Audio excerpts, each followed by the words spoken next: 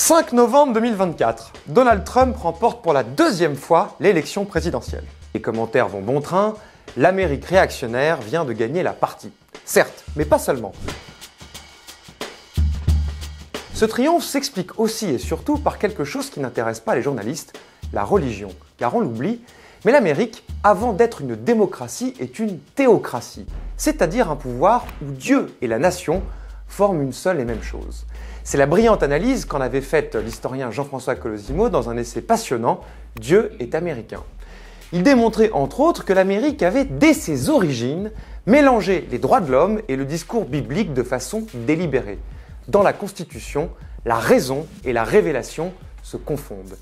Les pères fondateurs étaient croyants et dans son discours d'investiture, George Washington lui-même déclarait « L'avenir du modèle républicain de gouvernement repose sur l'expérience qui en a été confiée au peuple américain et remis entre ses mains. » Remis par Dieu, bien entendu. Depuis, tous les présidents, sans la moindre exception, continuent de faire référence à Dieu dans leurs discours. Et la première réaction populaire après les attentats du 11 septembre a naturellement été de se précipiter dans les églises pour prier.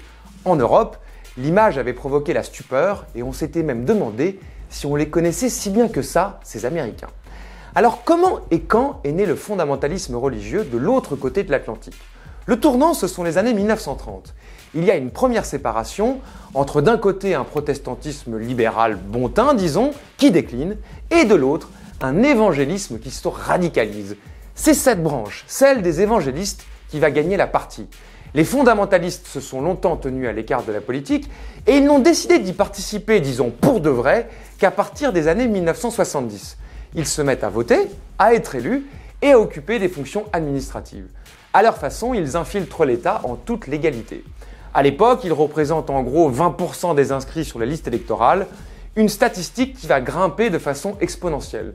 Non seulement leur influence est énorme, mais elle transcende le clivage gauche-droite. Jimmy Carter, président démocrate élu en 1977, doit en partie son succès à une campagne très active des télévangélistes. Ronald Reagan est lui officiellement un born again, l'autre nom pour qualifier les évangélistes. Et en 1984, ce courant lui apporte 80% de ses voix, c'est un tournant. Jean-François Colosimo écrit « Le fondamentalisme va devenir le môle du Parti républicain. Il a su diffuser sa culture et accédère au pouvoir. Il entre dans une période de réalisme et de compromis, mais il le fait aussi au nom d'une alliance qui prône ensemble populisme politique, libéralisme économique, rigorisme moral, patriotisme militaire. » Voilà finalement un bon résumé de Trump. Une des figures de ce mouvement, c'est Billy Graham. Inconnu en France, on le surnomme le pasteur de l'Amérique, proche des présidents depuis Nixon. C'est l'homme sur lequel tous les candidats à la Maison-Blanche doivent compter. Sur le cliché officiel du déclenchement de la première guerre du Golfe, il est d'ailleurs à côté de George Bush père, Bible en main. Et sur le plan international, les fondamentalistes ont toujours rejeté les organisations, de la Société des Nations à l'ONU.